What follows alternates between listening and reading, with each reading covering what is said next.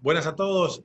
Lucio, muchísimas gracias por atender a mi llamado. Sé que estás moviendo toda tu práctica al mundo digital, como todos los demás. Y es un espacio que me interesa mucho en el contexto de cáncer y civilización, como ya nos habíamos encontrado, y que se fue metamorfoseando en los últimos meses por la pandemia a ciencia y civilización. Me da un especial gusto tenerte. Quisiera que me dieras un minutico para presentarte, para eh, la audiencia que no te conoce. Lucio Criado es médico clínico, pero además es un magíster en farmacopolítica, lo cual va a ser muy relevante para nuestra conversación. Y es además profesor de posgrado en varias universidades, la UCA, la UBA, la Universidad del Litoral. En suma, Lucio tiene ya muchos años de experiencia, más años de lo que nos gustaría admitir, más de 30. Para 40, ya cerca de los 40, práctica médica. Y en particular es un especialista en metabolismo. Todo lo metabólico, nada metabólico le es ajeno a Lucio. Así que, bueno, doctor Lucio Criado, gracias por estar acá. Al Bienvenido. contrario, Ernesto, un placer. Además, es un hermoso domingo y esta mañana podremos compartirla juntos tranquilos. Maravilloso, maravilloso.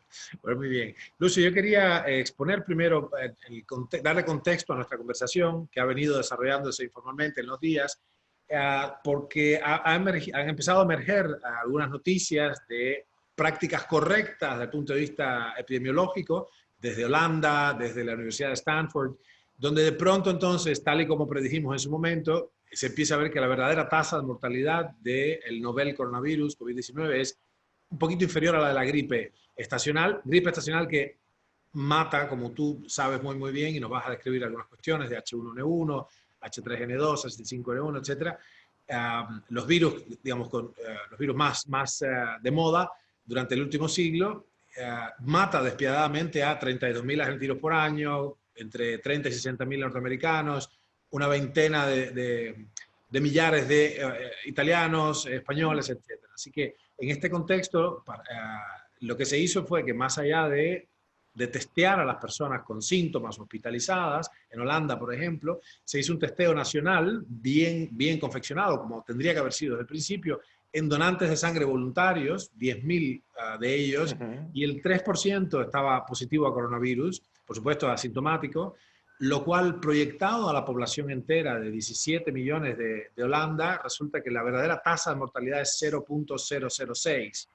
Con lo cual, bueno, lo mismo en Stanford University, que se hizo un estudio y estamos claros de que Stanford sabe hacer una buena muestra estadística, no así la OMS, lamentablemente, que han hecho tanto daño con este sesgo que hicieron. Totalmente Saltaron de a tomar acuerdo. inferencias, bueno, realmente criminales en el fondo, es muy descuidado. Y en Stanford es lo mismo, resulta que tenemos una enorme población que ya tuvo coronavirus, que ni siquiera tuvo síntomas, por lo cual la tasa de mortalidad se vuelve algo así como 0,0, es decir, medio por ciento, Absolutamente, sí, sí, bien por debajo de la gripe común estacional, que repito, en totalmente de contexto acuerdo. epidemiológico mata, bueno, muchas decenas, centenares de miles de personas por año. ¿Cómo lo ves? Bien, yo creo que acá hay que analizar tres escenarios. El primer escenario es el escenario de que esto no es un problema de la salud. Si ustedes ponen cualquier buscador, aún de la OMS o cualquiera de los populares, gripe, flu y mortalidad, and mortality, van a encontrar que más o menos 450.000, 500.000 personas mueren por año de gripe. ¿Sí? Esto es la convencional. ¿Cuál es la característica que tiene la gripe a diferencia del coronavirus?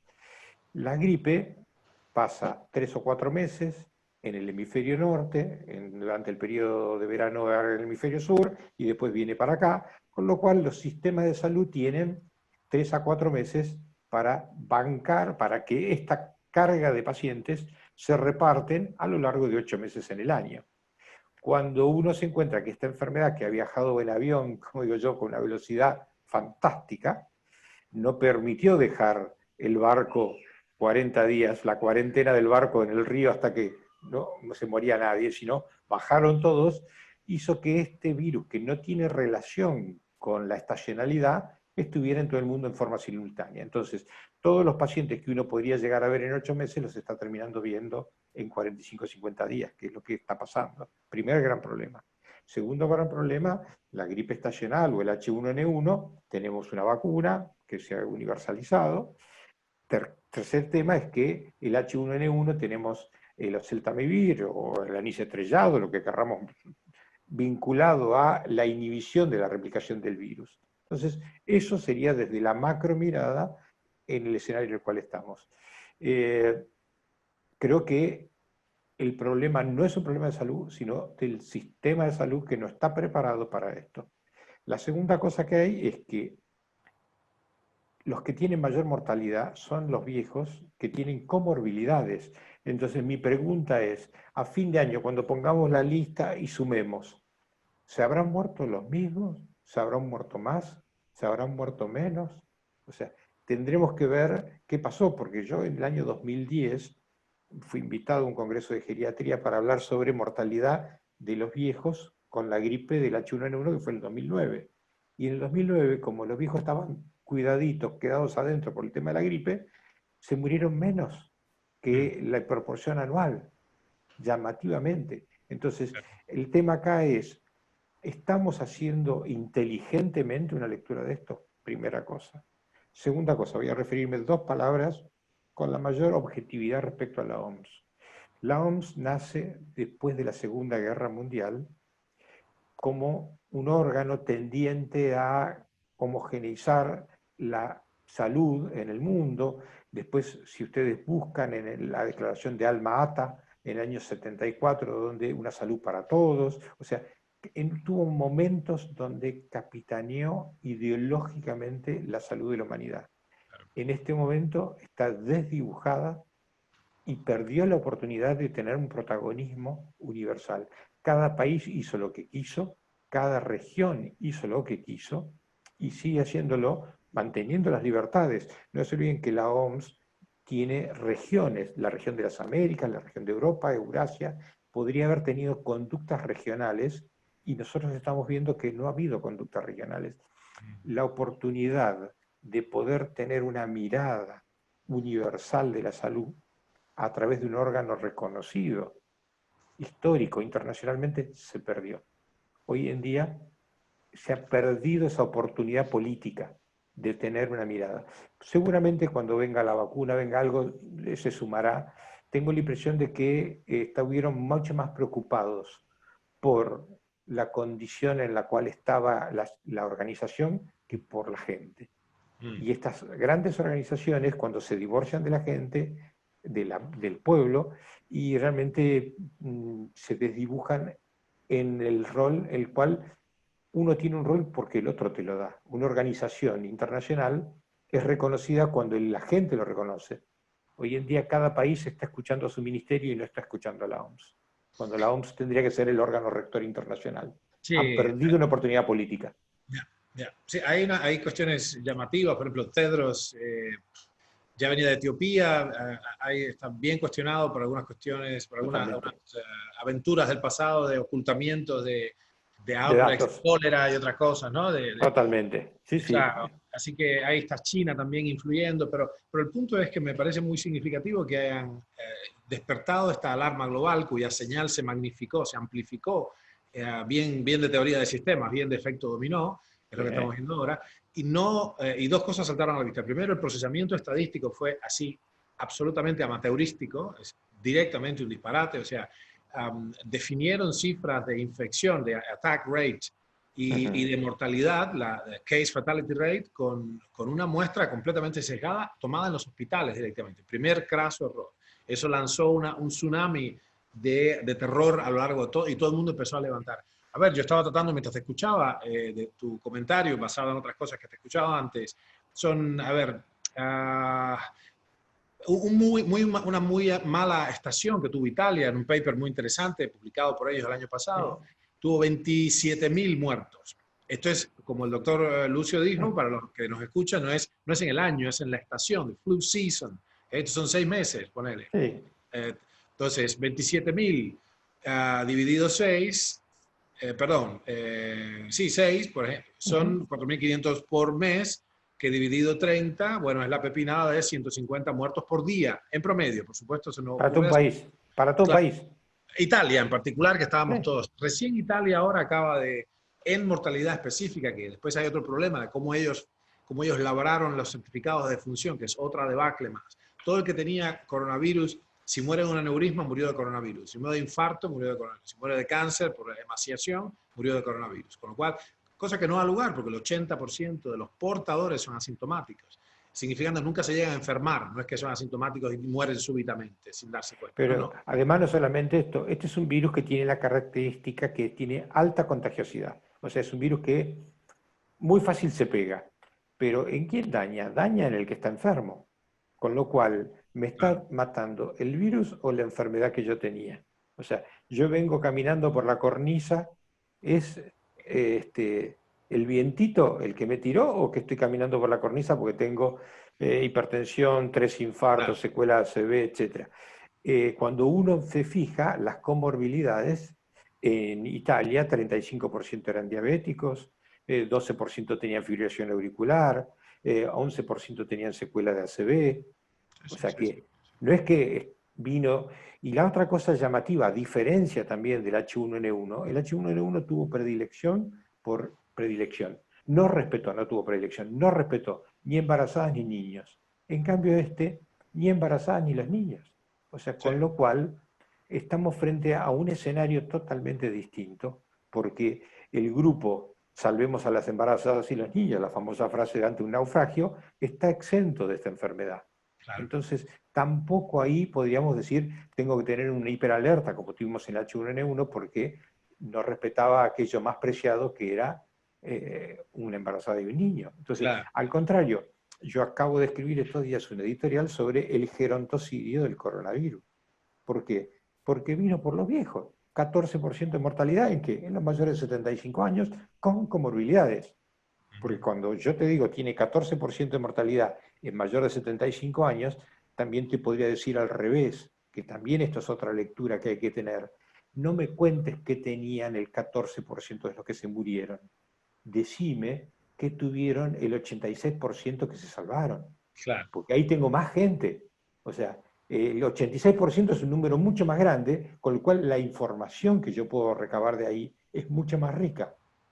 Bueno, ahí hay Entonces, un sesgo evidente. Eso que tú estás diciendo es tan claro, lo hemos hablado cada vez que nos encontramos en los congresos por ahí, sí, hacemos desayunos científicos, pero yo creo que aquí claramente un sesgo, porque esto que tú estás diciendo es tan obvio que me parece que hay un interés muy claro en vender vacunas o en vender alguna cosa, hacer este énfasis que llamamos esta visión patógenocéntrica y no inmunocéntrica. ¿Cómo se explica, por ejemplo, cuando una patología tiene, estoy admitiendo que tiene si digo que tiene el 3% de mortalidad, estoy admitiendo implícitamente que tiene el 97% de supervivencia. sobrevida. ¿Cómo se curó? Claro. Entonces, okay, entonces ¿cuáles son los factores, como tú dices, de supervivencia? Bueno, la inmunidad, fantástico. ¿Qué tú haces, digamos, cuál es tu opinión? Bien. ¿Cómo tú interpretas esto de que hemos obviado toda la evidencia científica publicada por The Lancet, por The British Medical Journal, sobre la vitamina D, la enorme importancia de la vitamina D en concentraciones lógicas desde el punto de vista de la biología evolutiva, es decir, de 30 nanogramos por mililitro para Sí. arriba, los efectos son determinísticos, no estocásticos, y la vitamina C y otras cuestiones, en perfecta congruencia con el efecto de la estación, que hacia el final de la estación de invierno ya no hay vitamina D porque no había sol, ya no hay vitamina C porque no hay verduras frescas. ¿A qué se debe este ocultamiento? ¿A qué te huele esto? Pues a mí Bien. me La sorprende. primera cosa que yo voy a ir de lo macro a lo micro, voy a ir de más grande a más chiquito. Yo estos días estaba justamente en una charla hablando sobre dos cosas que tenemos que tener presente. La primera es la ley de Rich, que nadie la conoce y nadie la tiene, que dice que el número de gérmenes por la inmunogenia, o sea, por la patogenia, eso quiere decir por la infectividad que tiene, dividido en la inmunidad de la persona, es lo que va a determinar la enfermedad. Esto quiere decir, si vienen muchos soldados y vienen muy bien armados, y probablemente tengo que tener muy buena inmunidad. Trasladado esto al medioevo, si mi castillo es muy sólido y los soldados que vienen son flaquitos y no tienen armas muy potentes, y probablemente no me pase nada. En cambio, si vienen, mi castillo no es muy sólido, ¿sí? Como el cuento de los tres chanchitos. Si me sopla la casa, el lobo, ¿sí? Y la vuelca con muy poquito, y voy a estar en problemas. Entonces, la primera cosa yo tengo que tener esto. ¿Cuántos gérmenes necesito? Los hospitales son un buen lugar donde hay muchos gérmenes. Entonces, por eso hay que alejar a la gente de los hospitales. Segundo tema. La Exactamente lo infectividad. contrario de lo que hicimos acá. Bueno, la infectividad. Este es un virus que sí que tiene alta infectividad. Pero vamos a trabajar ahora con lo que está debajo, que es lo que me corresponde a mí y de lo que me habla del 86% de la gente. Si yo tuve un 14% de los viejos 75 años que se murieron, el 86% que se salvó por lo que está debajo de la fórmula.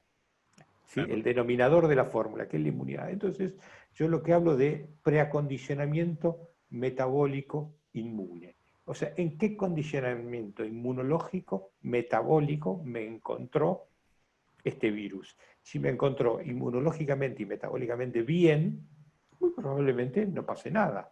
Claro. Como han demostrado trabajos de otros virus, que los que tenían, como vos mencionabas, vitamina D por niveles más altos, no le pasaba nada.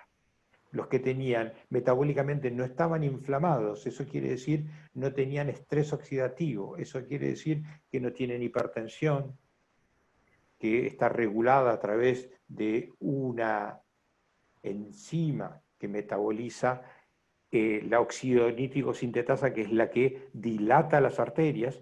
Como me falta el óxido nítrico, se contraen las arterias. Entonces, si yo tengo exceso no, si yo tengo buena óxido nítrico sintetasa, y esa está mediada por una alimentación dominantemente vegetariana, dominantemente pobre en sal y rica en potasio, pobre en sodio y rica en potasio, no en sal.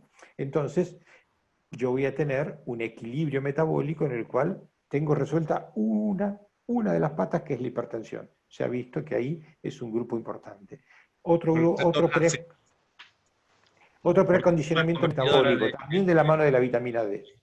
Se sabe que los pacientes que tienen insulinoresistencia, eso quiere decir obesos, sedentarios, que no tienen capacidad de caminar 100 metros, etcétera, etcétera, ese perfil de paciente tiene muy bajos niveles de vitamina D. Entonces, tengo que subir la vitamina D, pero no me alcanza. Si no, sería muy fácil. Te doy 50.000 unidades de vitamina D. No, no. Tengo que además preacondicionar todo el metabolismo, para lo cual una alternativa es bajar el estrés oxidativo. Eso quiere decir disminuir todo aquello que genera una carga metabólica prooxidante. Por eso hablamos de vitamina D y vitamina C.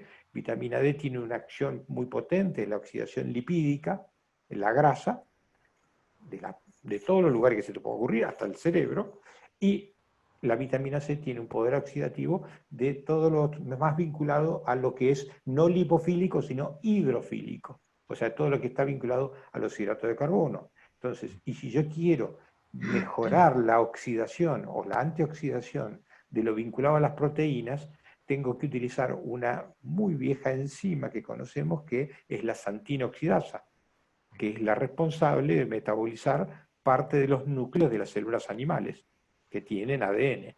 Entonces, si yo hoy tuviera que pensar, tendría que, digo, vamos a trabajar con lo de abajo, porque vacuna no tengo, el virus se está dando vuelta, o sea, la inmunogenicidad mía, entonces tengo que trabajar con la inmunomodulación metabólica. Entonces, dieta rica en frutas y vegetales, pocas cargas de purinas, cero sal, cero, o sea, la menor cantidad posible de sal, y si tengo que comer algún tipo de animal, trataré de buscar pescados que tengan omega, ya que se ha visto, hay varios trabajos sobre la relación de los omega 3, omega 6, de la vitamina D, pero no solamente pensar en subirla biológicamente con un frasquito, sino subirla metabólicamente favoreciendo que mi cuerpo la utilice bien. Esto es el preacondicionamiento metabólico frente a cualquier epidemia. En la antigüedad proponían ayuno. Claro, claro, y hablar, sí, sí. Que por cierto es una de las cosas que pasa espontáneamente con las infecciones virales. De inmediato, las primeras citoquinas que segregan, la primera línea de acción, los leucocitos, son pirógenas. Los pirógenos avisan al hipotálamo de subir la fiebre sistémicamente y eso produce anorexia, con lo cual, y esto quería darte pie a esta hora, baja la glucemia en medio de en orden. Totalmente. Baja la glucemia y baja la insulina y la leptina, fundamental y básicamente olvidada. De alguna manera también hay una modulación con ACE, la enzima convertidora de angiotensina, es decir, hay todos unos factores que de pronto, Lucio, para mi asombro, yo como observador científico, digamos, al margen de la lucha que ustedes los médicos tienen todos los días en la frontera, ahí en la trinchera, quiero decir, como un espectador con un poco con el beneficio de la distancia, digamos, no presionado, yo no puedo creer cómo nos hemos olvidado de toda la ciencia. Hemos puesto en suspenso todo. Nos olvidamos de la leptina, nos olvidamos de la hiperglucemia, de la inflamación. Digamos, es muy asombroso. Pero no solamente eso. Están apareciendo medicamentos nuevos utilizados para otras cosas que valen fortuna, cuando uno tendría que plantearse. Este es otro concepto, yo lo vengo discutiendo hace muchísimos años. Vos recién mencionaste la fiebre. La fiebre es el estímulo fisiológico para desarrollar inmunoglobulinas, ¿sí? Entonces, si esto es así, todo el mundo dice no, porque la fiebre de 39 grados es tóxica. Solamente genera convulsiones en los niños menores de 2 años, porque le falta todavía desarrollo neuronal, mielínico, etc. Entonces, pero si vos o yo tenemos 39 grados, lo vamos a tener un día, van a estas inmunoglobulinas subir en forma estruendosa, dejemos que la fiebre trabaje. ¿Quiénes son los otros que padecen la fiebre? Los viejos. Los viejos con insuficiencia cardíaca, la fiebre aumenta la necesidad de que el corazón lata, aumenta. Y cuando yo tengo un corazón que está frágil, y la fiebre es un problema. Por eso, cuando estos pacientes quieren desarrollar fiebre y no pueden, su insuficiencia cardíaca se hace más manifiesta. Entonces, la comorbilidad, volvemos anteriormente, ¿lo mató el virus o lo mató su incapacidad de responder a un virus que si no hubiera tenido su enfermedad cardíaca, la hubiera pasado de taquito? Como el 86%, porque solamente un 14% de los 75 años.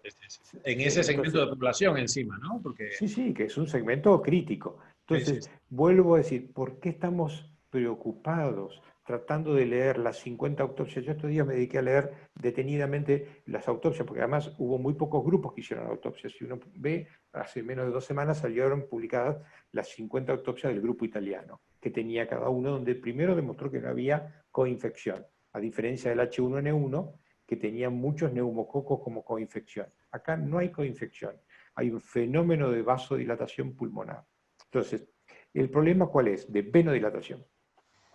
Esta tormenta de citoquinas, tormenta inflamatoria, que podría ser resuelta si mi inmunidad estuviera en condiciones, mi respuesta metabólica sería otra. Entonces, volvemos al punto, el preacondicionamiento inmunometabólico es lo que define el final de la película. Entonces, tenemos que trabajar desde el primer día en el preacondicionamiento inmunometabólico. ¿Y será dejar a que los pacientes tengan 39 grados? No sé, pero me parece que no me parece muy irracional decir, tiene 65 años, metelo ahí abajo de la frazada, que transpire, y que ya se va a curar, como decían en la antigüedad. De última, hielo en la cabeza, que es una cosa que se ha hecho infinitamente. Para que el cerebro no padezca. Claro. En el pecho, en definitiva. Pero que la inmunogenicidad va del cogote para abajo, del cuello para abajo, con lo cual, si me estoy muy preocupado por el tema del cerebro, pero el cerebro de un adulto tolera los 39 grados como nada. No es un problema. No va a ser convulsiones. Este famoso mito. Claro. Bueno, hay una cosa automática de no pensar, pero nosotros estuvimos viendo y una de las cosas que postulamos fue que el uso de inhibidores centrales de la fiebre, a nivel justamente hipotalámico, léase acetaminofén, como le dicen los americanos, paracetamol, indometacina, ibuprofeno, etc. Son una de las cosas que promueven, generan un círculo vicioso que refuerza este síndrome de adaptación macrofágica, refuerza la tormenta de citoquinas. Porque las citoquinas son, bueno, la gente no entiende, mensajeros. Las células blancas le avisan al cerebro por medio de las citoquinas cuál es su función. Mensajear. Bueno, acá hay un problema, sube la temperatura para optimizar las inmunoglobulinas, los interferones. Para el público que nos escucha, los interferones se llaman así. Perdón. Esto es televisión en vivo, así es. Totalmente. Así que ahora vamos a bajar esto. Los interferones, decíamos, se llaman así, porque los interferones interfieren ¿con qué? Con la replicación. Mira, cuando tú bloqueas centralmente, farmacológicamente, la fiebre lo que produce es que deja sordo al hipotálamo y los células blancas segregan más y más y más citoquinas porque no se sienten escuchadas, tratando de hacer su función de reforzamiento positivo, feedback loop. Sí. Fisiología de primer año es esto, ¿no? Así que El estamos libro de viendo Guyton, el libro, como digo yo, lean a Guyton de nuevamente, Arthur o Bessie Guyton, claro. Taylor. Esto es así. Además es muy interesante. Esta es una enfermedad, a diferencia de las otras, yo antes me enfermaba y tardaba 48 horas en tener todos los síntomas. Esta es una enfermedad que los síntomas, los pacientes ingresan al respirador entre el día 8 y 11. ¿Eso qué significa? Cuando desarrollé las inmunoglobulinas, es una respuesta inmunológica. De hecho, algunos fármacos que están usando son inmunomoduladores, son, o sea, moduladores de la respuesta inmunológica. ¿Y por qué modulan la respuesta inmunológica? Porque no hubo un preacondicionamiento metabólico inmune y entonces la cascada inmunológica no se autolimitó. Claro. ¿Y por qué no se autolimitó? Todos nosotros tenemos fisiológicamente, una respuesta ante cualquier estímulo, una respuesta inflamatoria y antiinflamatoria que la autolimita. O sea, nosotros tenemos una acción y reacción. O sea, desencadeno la fiebre, pero la fiebre se autolimita. Tengo 1 o 2 días fiebre, el tercer día disminuye sola. Desencadeno cascada inmunológica, pero la inmunidad se autolimita, no es que desarrollo anticuerpos eternamente. El fenómeno del no acondicionamiento de la respuesta inmune es lo que hace que esta sea una cascada que no se autocontroló. Y esto es lo que estamos viviendo. El fenómeno de autorregulación está deteriorado. ¿Estará deteriorado por fármacos? Probablemente. Eso Hay también una es otro injerencia fenómeno. ahí. Sí, estaba en un chat con una serie de internistas norteamericanos. Es, no tiene mucha utilidad para nuestra audiencia poner el link debajo después, aunque podemos poner lo que tú quieras, lo que tú Sí. sugieras después también, porque es muy técnico, está en un lenguaje medio mascullado así, bien neoyorquino, bien rápido, pero esta gente se están planteando el error masivo, que de hecho los italianos son los primeros, en el chat hay varios italianos, justamente estos doctores que tuvieron la línea, los primeros respondedores, y dice, nos apuramos en mandar a la gente al respirador, nos apuramos y pensamos que hemos producido una gran cantidad de daño, hemos precipitado, pobre, lo reconocen un poco con pavor, pero hemos precipitado los eventos porque, por supuesto, el pulmón es una neumonitis química en definitiva lo que produce, ¿no? Sí.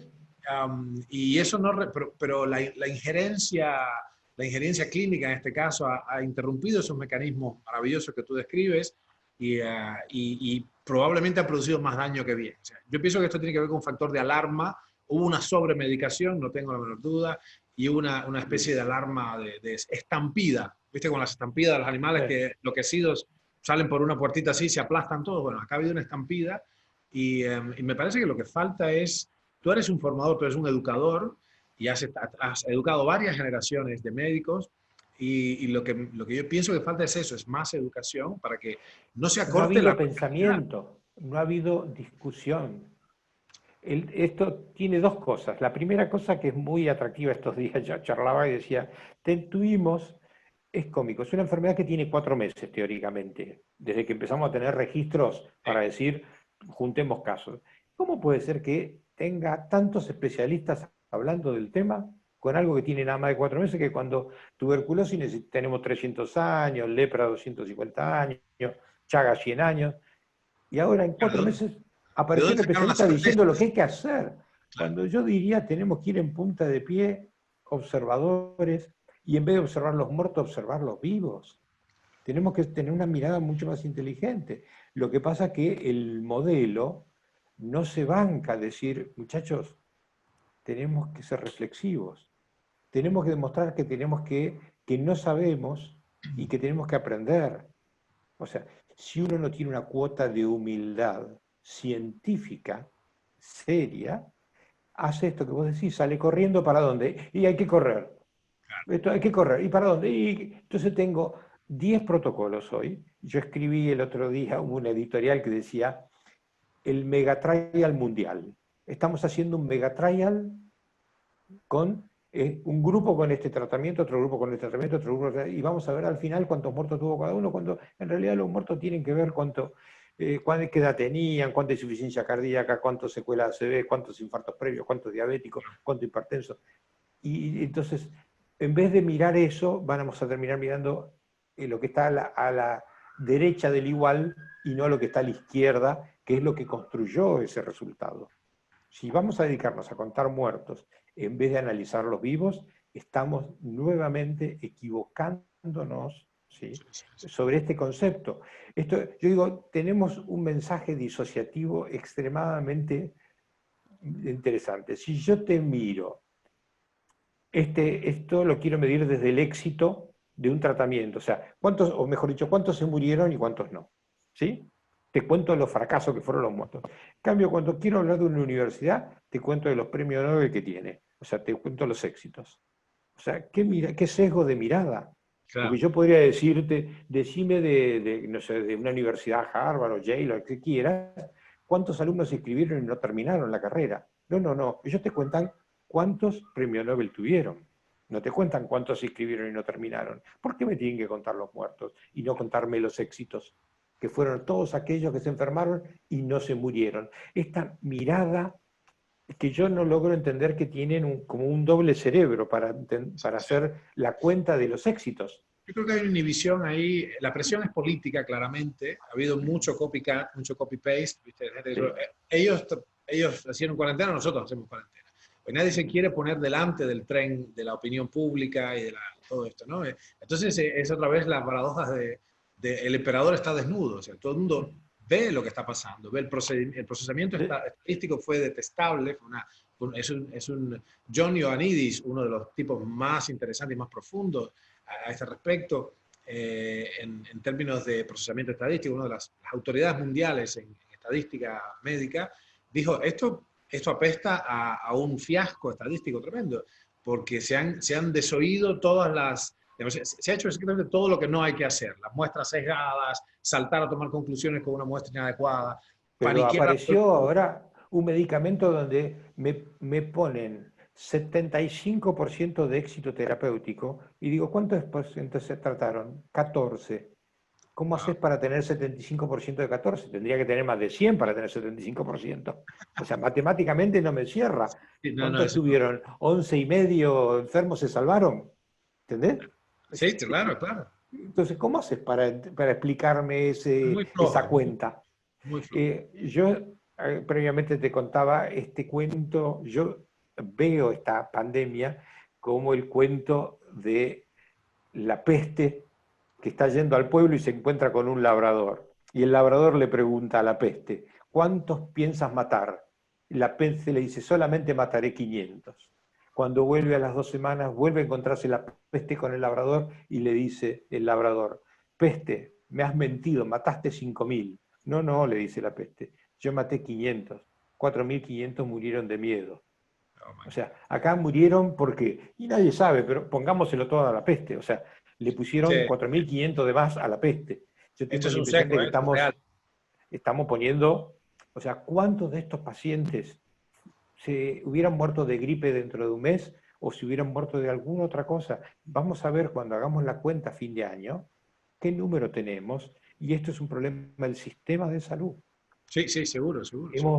Y la otra cosa es esta, es el sueño dorado de cualquier político. Ya, espera, antes de eso, que es interesante, y es un tema largo por ahí, yo quisiera agregar mínimamente lo que estabas comentando antes, que hay un fenómeno semántico también implicado en cómo se labra el acta de defunción. Es decir, los alemanes han sido muy estrictos, como esperábamos, con esto, y entonces tiene una mortalidad que es una 10ª parte de la de todos los demás. Del resto del mundo, ¿sí? Del resto del mundo. A pesar de que todavía se está calculando con un número de infectados que es de acuerdo con Stanford University, debe ser 85 veces más, 85, entre 40 veces y 85 veces, no por ciento, o sea, 8.500% más gente infectada que la que se supone. Más o menos el 3% de la población ya está infectada, o más. ¿no? Pero entonces, esto tiene que ver con un tema. Si yo no hago hisopados, no voy a detectar la gran cantidad de asintomáticos que caminaron por la vereda. Absolutamente. Cuando ustedes fijan en las estadísticas, dice, y tuvimos un 19% que no se conoce cómo se infectó. Se infectó de alguien que se cruzó, que le dio un abrazo, le dio un beso, le dio la mano, le convidó un mate y que no tuvo nada. Claro, Pero entonces hay una gran población de gente que la tiene como si no tuviera nada. Y el claro, famoso cuento de los portadores sanos. claro. Entonces, esto no está. Y el número de proporción de mortalidad te lo va a dar la cantidad de hisopados que hagas. Los países que han hecho hisopados masivos han encontrado un montón de gente asintomática.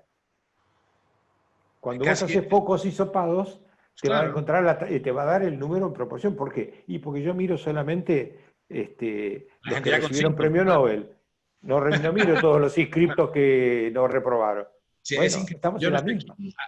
Yo no sé quién va a ser definitiva el que dio esa orden. Pronto vamos a hacer un estudio ya de ingeniería forense de cómo se llegó a estas conclusiones. ¿Quién cometió ese error? Porque de un grupo de 350 tests hechos en personas Sí, hospitalizadas, no sí. puedes establecer en virología no puedes sacar una conclusión ni remotamente sensata. Por eso es tan interesante el estudio holandés de las 10.000 muestras a lo largo de las 12 provincias de Holanda, de Netherlands, hechos en Sí. personas que con un cierto, digamos, son autoseleccionadas, porque fueron donantes voluntarios, Voluntarios, realmente extendido de la topología absolutamente. epidemiológica es mucho más realista. Bueno, ahí tenemos un 3% de personas ya infectadas, todas asintomáticas, ¿no? Sí, Ahora me toca a mí. Claro, la tecnología. me está avisando que tome suplementos. Así que bueno, hay errores fundamentales de procesamiento estadístico. Yo insisto en un educador como tú que algo hay que hacer, además de fundamentalmente todas las presidencias tienen que tener un equipo interdisciplinario, porque si tienen solo un pequeño grupo de Bueno, especialistas de un estrecho vertical, ¿viste? Un especialista por definición, entonces estamos perdiendo la visión multifacética de la realidad compleja, ¿no? bueno, Tú decías nosotros algo en la Sociedad Argentina de Medicina escribimos un documento de 150 páginas, desde todo hasta el tratamiento de los cadáveres, el acompañamiento domiciliario, todos los pasos, porque esto lo digo en serio, con el mayor de los respetos, algunos países han puesto virólogos y epidemiólogos como asesores. Los epidemiólogos son los que necesitan tener datos para analizar esto dentro de un año, o sea, con lo cual están antes de lo que deberían estar. Y los virólogos o los infectólogos no atienden en las guardias, no están en las salas de terapia intensiva ni están en las salas de clínica médica. Por eso los clínicos planteamos, nosotros somos los que estamos viendo estos enfermos y tenemos una mirada donde, ¿qué hacemos con todo el resto de la familia? ¿Los aislamos, no los aislamos? ¿A quiénes hisopamos? Tenemos el protocolo para hisopar absolutamente todo, para decir, este es el emergente que se enfermó y hubo 17 que tuvieron el coronavirus, pero no les pasó nada. Bueno, todo ese dato, toda esa historia necesita todavía reescribirse. Yo creo que hay una mirada política, y esto independientemente de cualquier tipo de partido, el sueño dorado de cualquier político es que todo el mundo lo obedezca, que nadie salga a la calle a protestar por él, porque ahora nadie puede salir a la calle, que además estemos todos tan identificados iguales que yo. Ayer me mandaron una foto, unas ex residentes mías que eran 8 o 9, todos vestidos iguales. Barbijo hasta acá, anteojo hasta acá, cofia. Digo, yo no sé quién es quién, me imagino por la altura. Entonces, nos han uniformado que prácticamente hemos dejado de reconocernos unos a otros. Sí. Esto es una cosa complejísima No, no, desde la la identidad derecha. de la persona. Claro, y además el resignamiento de las libertades individuales. El fascismo está a la vuelta de la esquina. Desde el punto de vista que yo tengo un pasaporte de inmunidad, tengo un certificado de inmunidad, certificado, un pasaporte biológico, esto le da Claro. pie, sobre la base del miedo de no tener, de infectarme, etcétera, como en la época de la lepra, que uno venía Sí, anunciándose, ¿no? Con la campana, los leprosos. Ahora tenemos una cuestión de, bueno, ya hay un sistema en China de crédito social. Yo viví 30 años en un país básicamente monolítico, comunista, y yo sé lo que es, yo sé lo que es la doble moral y el silencio y la represión. Es muy peligroso que la humanidad en medio de esta pandemia se está jugando además una cuestión de cómo permanecer sensato y racional, cómo permanecer lógico y científico, racional, digo, uh-huh. frente a los emergentes de un mundo complejo, que van a venir muchos. Lo que la gente tiene que entender, y después nos contarás un poquito, es que los Sí, virus no son nuevos, los coronavirus están con nosotros 6 o 7 cepas hace mucho, los H1, pero los HN, digamos, los de Sí. influenza también, H3N2, H5N1, hay varios strains que están con nosotros, todos los años nos visitan, así que van a pasar cosas nuevas, cuando no sea polución, cuando no, meteoritos, explosiones, mil cuestiones, ¿no? Entonces,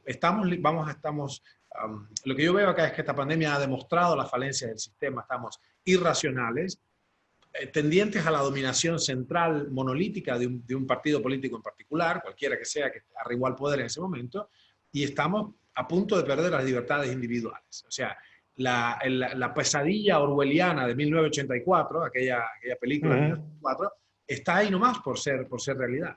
Bueno, vos podrías, el otro día charlábamos con tecnocráticos. Yo tengo en mi familia algunos que son extremadamente ingenieros en tecnología de comunicación, y ellos me decían, yo puedo saber este teléfono al lado de cuántos teléfonos tuvo los últimos 10 días, con lo cual si vos tenés la enfermedad, yo podría ir a buscar a las personas que estuvieron cerca tuyo. Con lo cual perdí mi privacidad. Absolutamente, absolutamente. Sí, sí, sí, sí. Y esto Este, pareciera ser que es fuerza mayor, que ahora es justificado. Bueno, ¿y cuándo me devuelven ese beneficio, ¿no? bueno, Es una manera, ¿no? la otra cosa es esta. Hagamos escenarios. Yo he escrito un artículo que se llama Jugando al ajedrez con el coronavirus, donde decía que cuando uno juega simultáneas, que juega contra 4 o 5 a la vez, tiene distintas partidas. Bueno, hagamos de cuenta una partida en la cual eh, el sistema de salud ahora tiene un gran gasto que por 3 o 4 meses todo este desarrollo, pero se sacó de encima un montón de gente que con comorbilidades que le iba a generar gasto en los próximos años. Con lo cual alguien debe estar haciendo la cuenta de cuánto se va a ahorrar por sacarse todos estos enfermos de encima. Sí, lamentablemente, Terrible, ¿eh? Pero sí, sí. alguien va a estar haciendo esta cuenta. No, Otro seguro. Y escenario. la otra cuenta fatal es que el Producto Bruto Interno, esto está muy, muy documentado, está asociado de manera intrínseca, la correlación entre el Producto Bruto Interno y las vidas perdidas Sí, por año, o salvadas en realidad, es directa y proporcional. La correlación matemática es 0,89, o sea, sí. tremenda. La que nosotros pedimos en el laboratorio para una curva de qué sé yo, de densidad óptica, para un reactivo, ¿no? Prefiero la correlación matemática. ¿Qué impacto en vidas perdidas va a tener la contracción del Producto Bruto Interno? Solamente Dios sabe. O sea, va a ser una mortandad que se extiende durante un lustro. Pero, pero vos fíjate esta otra cuenta que podés hacer. Tenemos gobiernos que están reclamando prolongar los años de trabajo, ¿sí? Porque no se logra pagar la jubilación más la juventud que no produce. Esto que se va a sacar un 14-15% de los mayores de edad, le va a permitir que le cierre las cuentas. También estos están haciendo cuentas, ¿eh?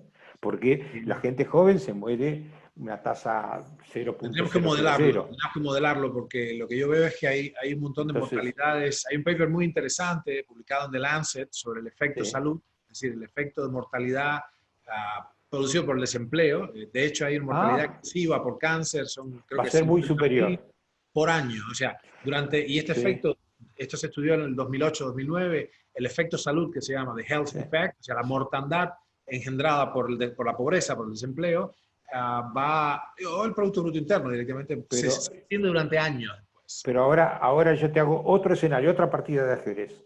Vamos a hablar exclusivamente de, yo tengo un mercado formal y un mercado informal. El mercado formal está blanqueado, pasa por las tarjetas de crédito y por los bancos. El informal está en la calle. ¿Quién va a padecer esto? ¿El mercado formal o el informal? Un poco ambos, El pero el informal. informal es fatal, sí, sí. Bueno, pero el formal va a achicarlo, pero va a seguir existiendo. El informal se va a morir gran parte, Sí, sí, porque sí. no No, tiene ni con qué viven de día en comer. día, claro. El día a día se quebró. Ajá. Entonces, Un shock sistémico. el escenario de los viejos, el escenario del mercado laboral, el escenario informal, esta pandemia genera un desplazamiento de un grupo poblacional que no está bajo el control de la tarjeta de crédito, el Hablar, control de hablar, la... Entonces, también uno tiene que mirar políticamente estos claro. efectos, y así como existe un AC antes de Cristo, y DC, después de Cristo, existe un hace antes coronavirus y un después coronavirus. Es un Porque turning point, no hay dudas. Es un turning yo point. estoy migrando, estoy grabando todas mis clases para todos los alumnos de las universidades para hacer todo electrónico y con aula Zoom, con lo cual todo el mundo va a escuchar, va a poder escuchar lo que yo digo. En cambio, antes en mis clases eran mis alumnos y yo, y salvo alguno, nadie va a poner un micrófono para escucharte. Entonces Claro. ahora tenés que serte responsable y alguien te va a pedir, venga acá usted, ¿por qué dijo esto? ¿Qué voy a Levanta tener la que dar mano. explicaciones de lo que digo? Sí. O- Oye, hay una cosa que te quería preguntar con respecto a tu visión, como tu formación en farmacopolítica, que es, aquí hay una evidente cantidad de, enorme, está lleno acá hay una abundante cantidad de evidencia de que una de las políticas más interesantes que podría ser para esta epidemia y para las próximas, que sin duda van a venir, es en vez de bloquear la economía para producir lo que esencialmente es implementar una medida medieval, o sea, completamente rústica, rudimentaria. La cuarentena es una forma medieval de medicina, de la época de la peste bubónica y otras, Yersinia pestis, con Sí. las ratas y todo este rollo. Hacer al revés.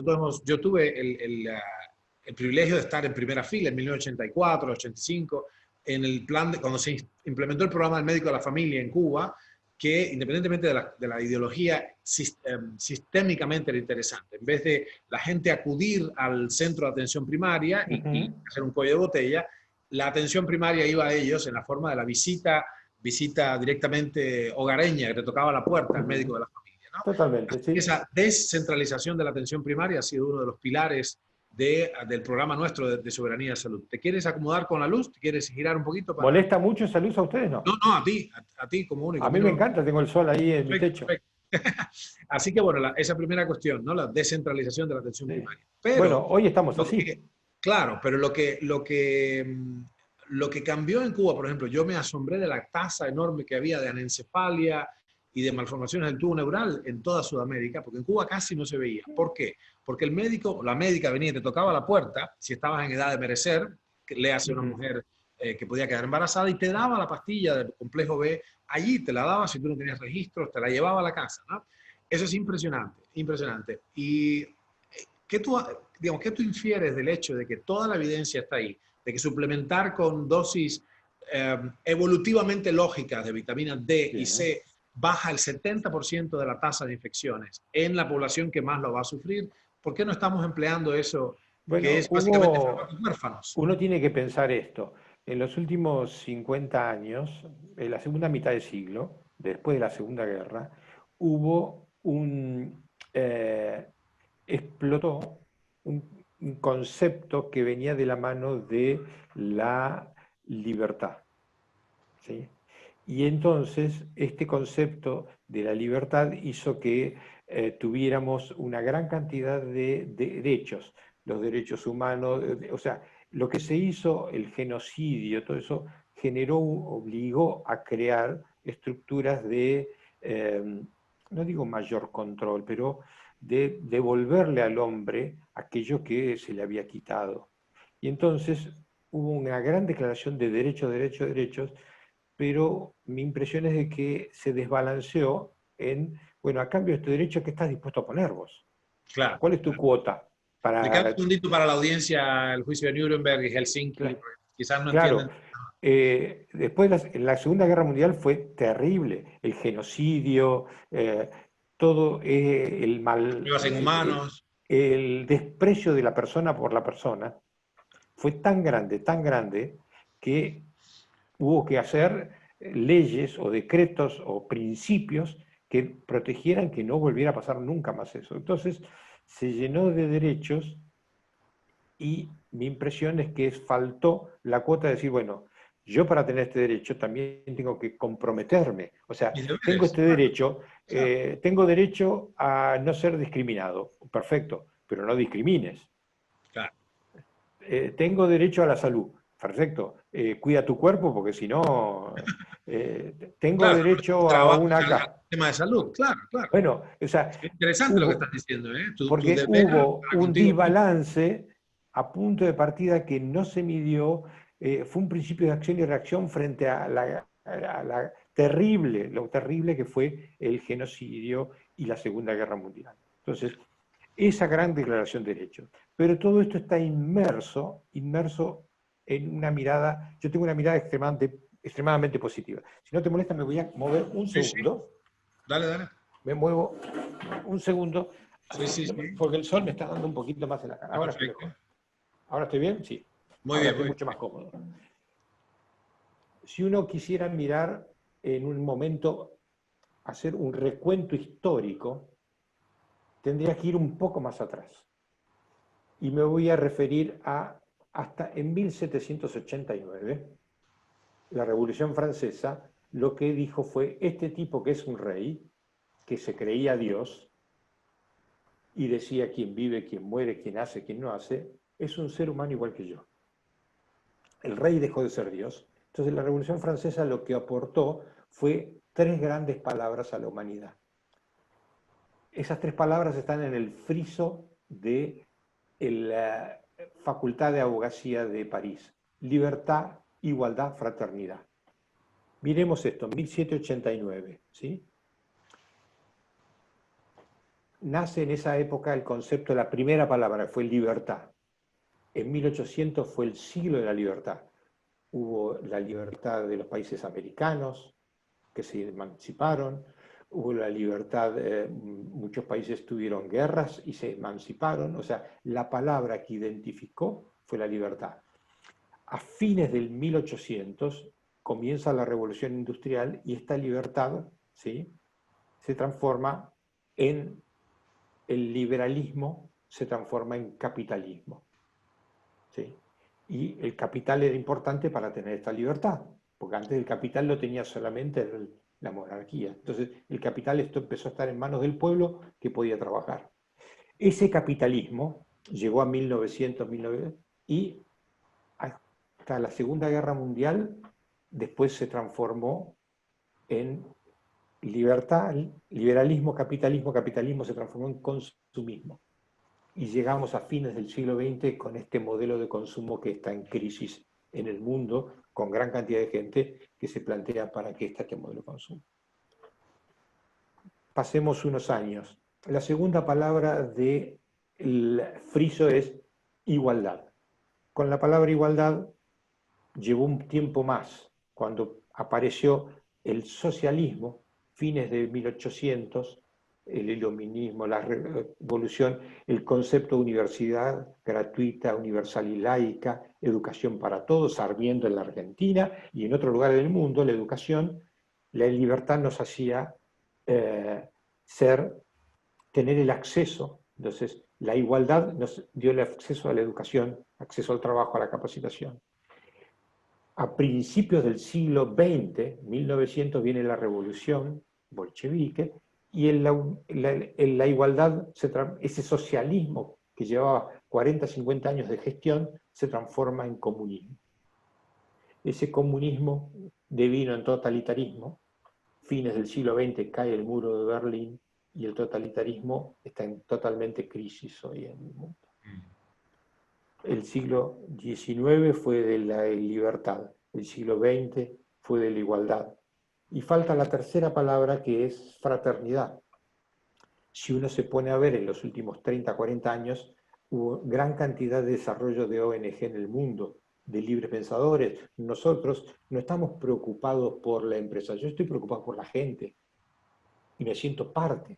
O sea, siento que el otro es la fraternidad, me hace compadecer, padecerme junto con el otro.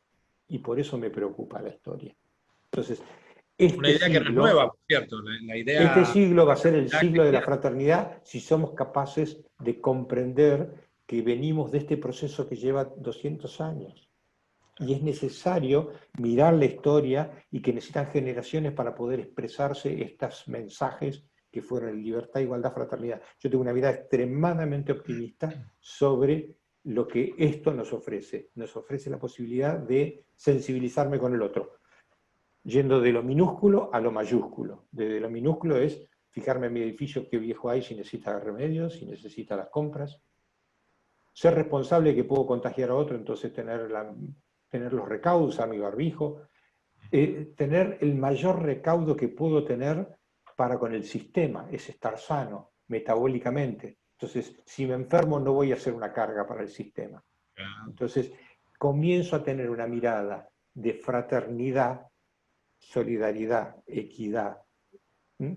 Para con el otro, y entonces no es que me cuido egoístamente, me cuido porque sé que es bueno que yo esté sano, porque entonces puedo seguir aportando con mi saber y mi hacer a la sociedad. Bueno, Claro. esto es el desafío que yo veo desde la política del siglo XXI, perdón. Este Mm. siglo, si desarrolla esto, tendremos longevidad, con salud, con realización. Ya crucé la barrera de los 60, como le digo a mis residentes jóvenes, yo ya crucé la mitad del río. Ahora estoy de salida, no sé a cuántas estaré de la otra costa, estoy de salida. Entonces, el cuento Esperemos que es, lejos. bueno, el cuento es, ¿qué hago con este camino que me queda? Lo pongo al servicio de los demás a través de mi pequeña no sabiduría, mi capacitación, mi experiencia. Logro darme cuenta que no soy el dueño de la verdad, sino soy un buscador de la verdad y que te necesito, porque si no, no estamos. Bueno, entonces esto es el mensaje que yo creo que en este momento uno debe tener como concepción de lo que está pasando históricamente. Mm. Y después Claro. hay otro segundo concepto que me parece más claro todavía, que es la relación geométrica de los vínculos entre personas.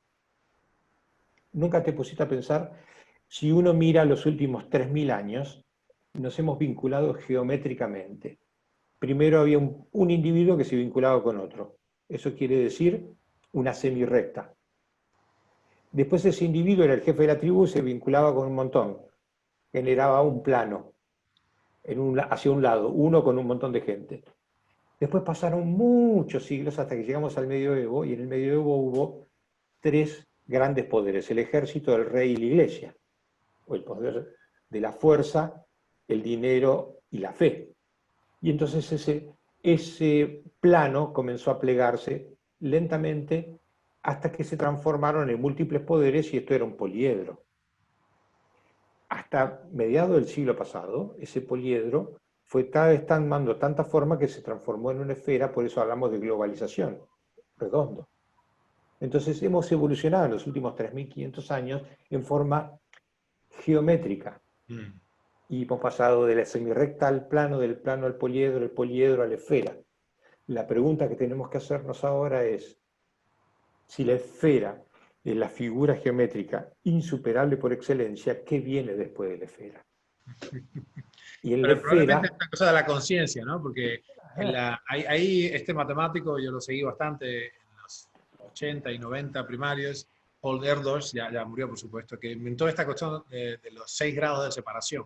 Ahora virtualmente estamos a 6 nodos humanos de distancia del Papa, de, de qué sé yo, un cualquiera. barrendero en Bali o lo que fuera, ¿no? Es decir, así que y a esta globalización, a esta perfecta fusión de los nodos humanos de la humanidad, bueno, lo que pienso es que ha nacido una suerte de cerebro, ¿no?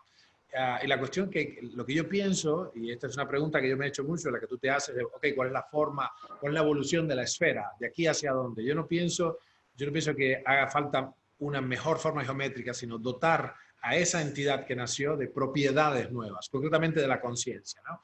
Por Totalmente. ejemplo, si la evolución estuvo de los homínidos signada por un incremento, por una encefalización.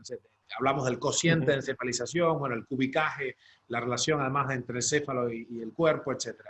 Pero lo interesante es que pareciera haberse detenido la evolución humana, a menos que uno considere, en términos del cubicaje del cerebro, yo no considero que vamos a ser más cabezones en el futuro, si bien esa fue la tendencia morfológica del encéfalo, sino que ahora a un cerebro suficientemente conectado, con la cantidad de neuronas y las conexiones, la parte blanca, la mielinización suficiente, ahora tienen que asistirle nuevas propiedades. Concretamente, tiene que emerger la conciencia en todos los nodos, porque si no va a ser insustentable esta vida, ¿no?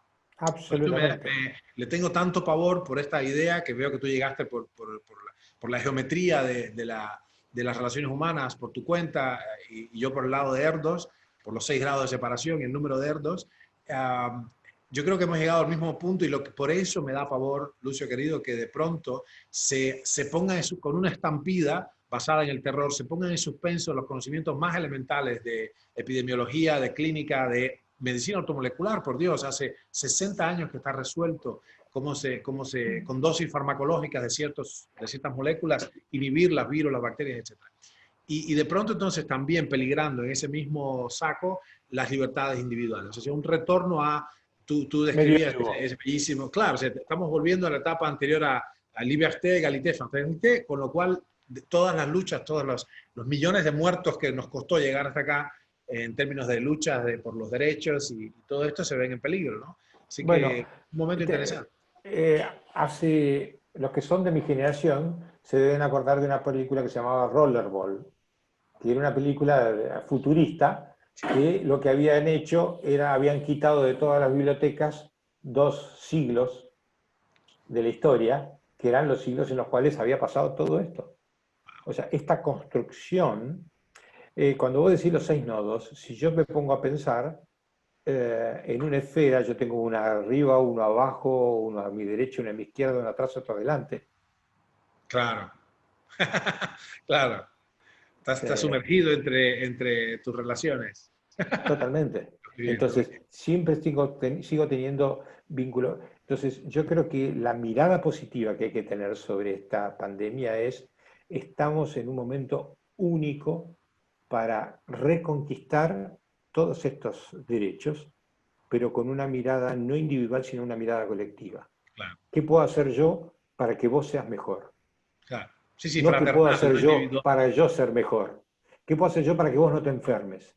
¿Qué puedo hacer yo para que vos tengas una mirada más benévola de tu realidad? Sí. ¿Qué puedo hacer yo para que tengas más paz interior? ¿Qué puedo hacer yo para que tengas una salud con menor costo económico y social? Porque vos pensás que la persona que necesita asistencia 100% tiene un costo social. Claro, ¿Sí? ni hablar. Su Sí, familia está limitada exclusivamente a atenderlo. Si yo soy sí. diabético, no me cuidé, me cortaron una pata. Claro. Necesita Algo alguien que empuje la silla constante de y rueda. productivo. Claro. Entonces, Es interesante este entonces concepto de la me responsabilidad. cuido mi salud ¿para qué? Para bien de, no mío, sino el bien de mi entorno. Entonces, empiezo a tener conciencia. Vos hablabas recién de mucho de la palabra conciencia. Yo creo que este es un momento para tener conciencia de dónde estoy y dónde estamos. Claro. Entonces, ¿qué es lo que necesitamos juntos? Y probablemente necesitamos más cuota de conciencia. Más cuota de conciencia. Cada día reflexiono sobre qué me quiere enseñar esta pandemia. Yo no sé qué me quiere enseñar, sé que me quiere enseñar algo. Trato de cada día buscarlo porque no tengo dudas que algo me tiene que enseñar. Claro. Y, Maestra vida. y no depende de mí, sino depende un poco de mí y un poco de escuchar a todos aquellos, aún en los que no estoy de acuerdo. Claro. Esto es bravo, ¿eh? Esto es bravo porque ahí tienes, bueno, con el ego de guardia no podemos hacer esto. Y bueno, pero una cabeza no contiene toda la sabiduría. Claro. Estoy Y muy acá claro. no se resuelve con conocimiento. Nosotros, todos los libros que están detrás tuyo es información. Cuando uno los lee, los transforma en conocimiento. El paso siguiente es la sabiduría. ¿Qué hacemos vos y yo juntos con toda esa información y conocimiento juntos para ser mejores? Genial. No para ser yo más que vos o vos más que yo, para ser Claro. mejores los dos. Para lo cual es un desafío interno mucho más importante que una decisión política. Claro. Bueno, tenemos que construir eso entonces. Nos queda por Bueno, construir lo que tú definiste como la era de la fraternidad, ¿no? Nos queda el por... siglo XXI tiene este desafío. Este es el desafío del siglo XXI. Y no echarlo a perder como los otros dos, porque yo creo que hay que volver a la libertad, hay que volver a la igualdad. Yo creo que el totalitarismo y el consumismo fueron la degradación de esas dos palabras por no haberse escuchado mutuamente. Claro. Son un diálogo de sordos. Acabo de escribir un editorial sobre la Leí, pandemia, un concurso de ciegos, sordos y mudos. lo leí. Justamente, Después pongo el porque link esto... abajo. Lo pongo el link. ¿Dónde lo publicaste? Yo lo vi en el chat. No, lo puse en Facebook y varias sociedades científicas lo han tomado, Ok. pero, Entonces, sí, pero el tema es este. Necesitamos de la mirada social, necesitamos de la mirada de la libertad y necesitamos de la mirada de la fraternidad. Si estas tres cosas no son capaces de construir una simbiosis respetuosa, no fagocitarse el uno al otro, estamos en problemas. Está perfecto. La simbiosis es el mejor cierre que podríamos haber dado a nuestra conversación. Vivimos porque nos hacemos vivir mutuamente. El coronavirus va a seguir existiendo. El cuento es cómo convivo con él. Claramente. Esto no es erradicar el virus. Esto es aprender a convivir. ¿Cómo convivo con él? Estando metabólica e inmunológica, volviendo al principio de la charla, en condiciones. Y procurando no dañar a nadie. Está muy bien. Bueno, oye, un encanto escucharte siempre, la verdad que es un placer. La única razón por la que extraño los congresos es por estas conversaciones con amigos. Estos cafés o cerveza larga de sobremesa. Está muy bien. Bueno, pero tendremos que construirlos.